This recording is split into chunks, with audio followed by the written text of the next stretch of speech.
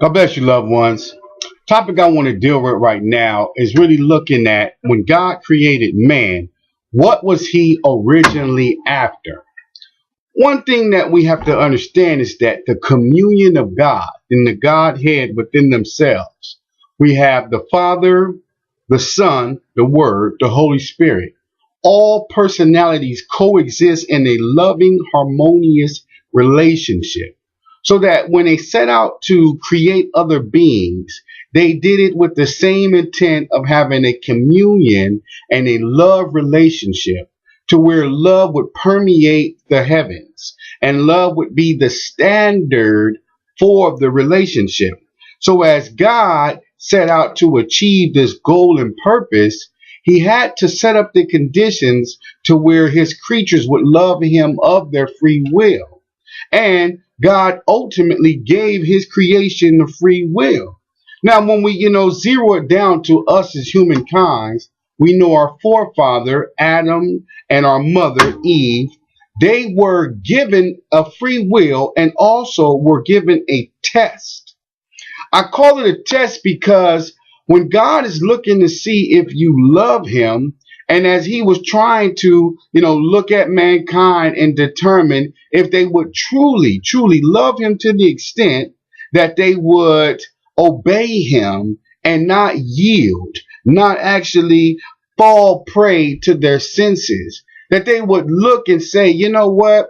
If the one who created me is asking me to refrain from eating of this tree.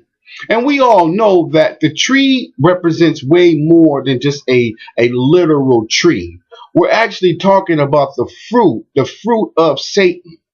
Now, it's an allegorical story, and I don't want to get too deep into the commitment, but we do understand that the Bible tells us that the fruit of our lips, there are our words. So when we talk about the fruit of our lips, we must understand that the fruit that was forbidden to eat. So when we talk about the forbidden fruit, we understand that Satan was offering them something forbidden, and that was this knowledge of good and evil. But more importantly, the point I want to make was that God has specifically given the humankind a commandment to abstain from this tree. And had they actually abstained from that tree, they would be demonstrating their love for God, because their love for God would be greater than their own self-desire and their own self-love. Now, as we know from Genesis, they failed. So God had to go into plan B, this relationship that he wants between him and the man. And what does he want? He wants a loving relationship on the same level of the Godhead. So God fast forwards all the way down to Abraham. And when God makes this covenant with Abraham, the conditions of the covenant was that everything that belongs to the Father belongs to Abraham. And also everything that Abraham is in possession belongs to God. Now, this was a universal understanding of all covenant contracts. So Abraham fully knew that when he offered up the animals, offered up the sacrifices, that he really entered a covenant with this God, with the Most High, Elyon. So when he enters this covenant with the Most High, El Shaddai, he knows that he is obligated and bound to this covenant by death. Likewise, God is bound to the covenant by death. When the time arose, at the appointed time, God speaks to Abraham in Genesis 21:2. So I'll pick it up. It says, take your son, your only son. This is God talking to Abraham, whom you love. Key point that God actually uses the word love. And we must understand this was the very first time the word love has been inserted in the Bible. And we know there is a law first, meaning that there is significance to anything that is mentioned for the first time. And I'll finish. Even Isaac, and go to the land of Moriah and offer him there as a burnt offering on one of the mountains on which I shall tell you.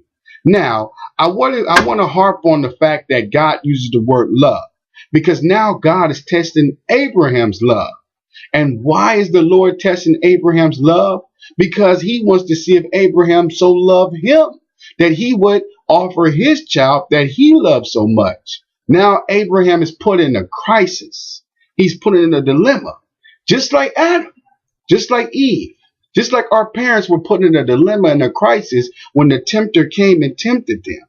Will they obey God? Will their love for God cause them to resist this temptation offer, or will they yield and fail God? Well, we see that our forefather Abraham passed the test. He succeeded because his love for God and his love for the word and the covenant that he had inaugurated with God was so strong, so powerful, that yes, he took Isaac up on a mountain and was willing to sacrifice him and offer him to God. This was a token of his love. But as we know, the Lord interceded. God interceded and stopped Abraham dead in his tracks and told Abraham, you know what? I've seen enough. I've seen enough. Since you did not withhold your son back from me, hey, this was all I was looking for. This sets the stage, beloved, for Jesus Christ, for Yeshua HaMashiach. This sets the stage for him because this gave God the grounds to offer up his son as a sacrifice, because a man which represented us offered up his only son whom he loved, which was Isaac. So now God is now justified in offering up Jesus Christ as that blood propitiation and as that atonement for the damage that was done. Now, let's take a look in Luke, because